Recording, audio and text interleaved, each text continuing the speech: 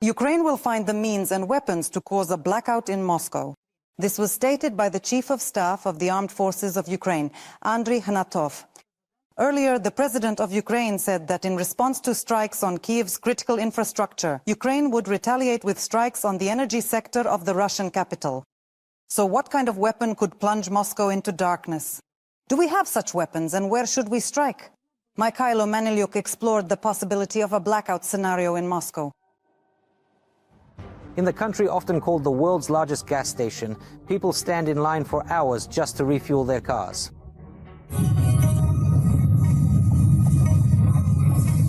It's simply impossible to refuel. It was Ukraine that left Russians without gasoline and diesel. Our special forces are destroying vehicle depots on Russian territory with long-range drones almost every day. And now all energy facilities that generate electricity are also at risk. In the beaver's natural native environment. Darkness. A few days ago, after a strike on a thermal power plant, the Russian city of Belgorod was plunged into total darkness. Massive blackouts paralyzed electricity and water supply. Russian propagandists were at a loss for words. Why is everyone silent? Yesterday, Belgorod was without power for hours. What's that like? In the coming days, Moscow might also experience sitting without electricity. At least that's what President Zelensky promises. This statement was made against the backdrop of Russian strikes on Ukraine's energy sector, which have been ongoing since the fall of 2022. If a blackout is threatened, for example, in the capital of Ukraine, then the Kremlin should know that there will be a blackout in the capital of Russia as well. The biggest energy collapse the Russian capital has experienced was in May 2005. At that time, an accident occurred at the Chagino electrical substation, which is located in the southeast of Moscow. Within 3 days, all 6 transformers burned out. This led to a cascading failure throughout the entire Moscow energy system. Due to worn-out equipment and the lack of backup capacity, a chain reaction began. But is it really possible now to plunge the Russian capital into complete darkness? If we talk about Moscow's extensive energy system, it was originally built back in the Soviet times, following the very same fundamental principles as everything else was constructed then.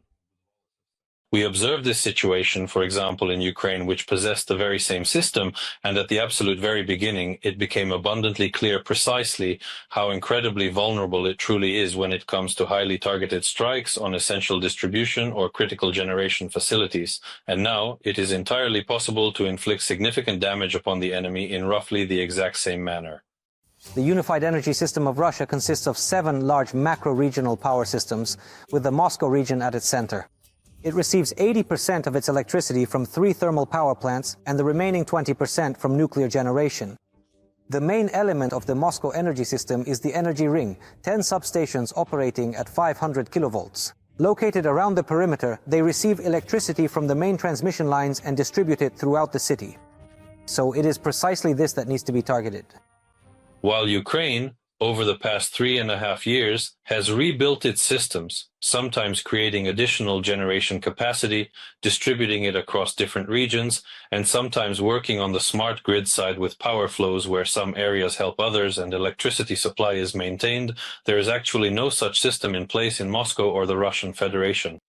If the main energy system facilities are attacked from distant regions, experts note, it is possible to leave entire regions of Russia without electricity. As a result, the population will be forced to sit by candlelight, and this will create not only economic pressure but also increased dissatisfaction among Russians.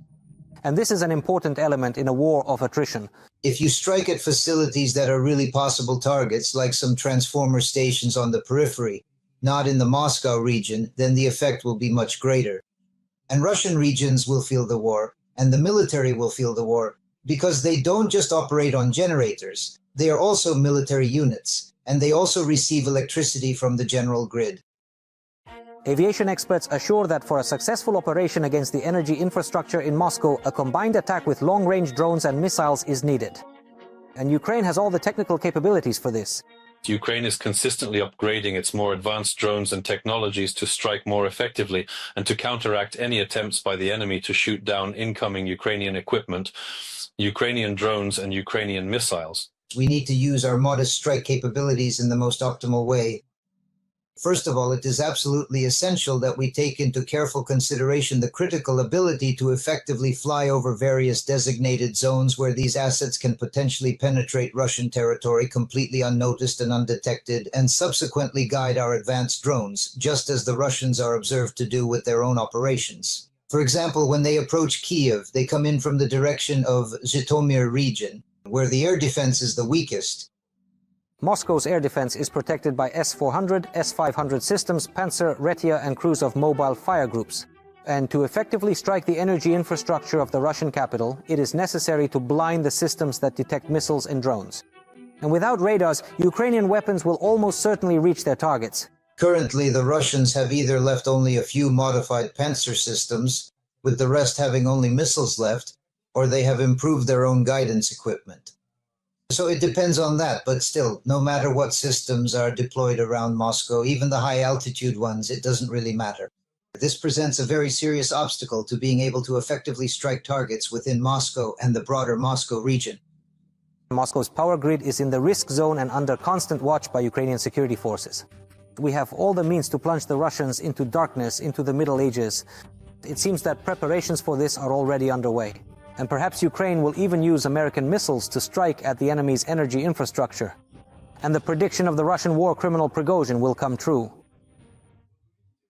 So they'll see Tomahawks and Blackouts will sweep across Russia.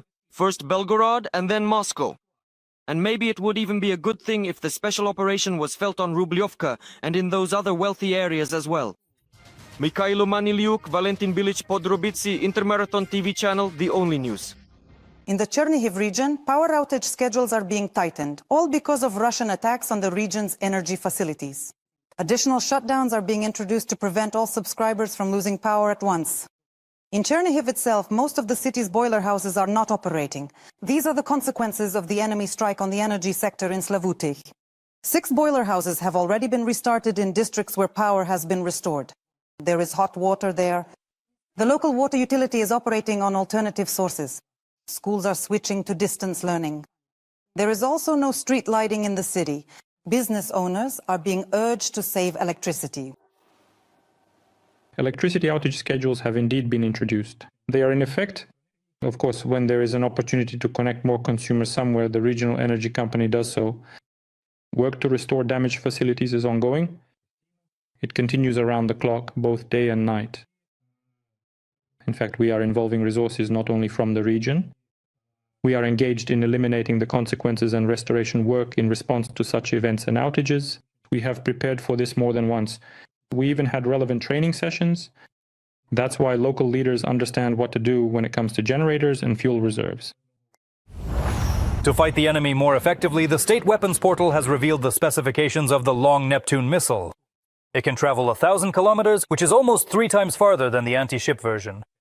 The warhead weight has also increased by almost 100 kilograms. The missile has improved guidance, so it can attack various targets. And this will be a surprise for the enemy. Meanwhile, private manufacturers have presented the Bandura ground drone. It weighs 135 kilograms, and it is capable of carrying up to 200 kilograms of cargo. The drone can be used both for deliveries and for evacuations from the battlefield, or it can be used to lay mines in certain areas.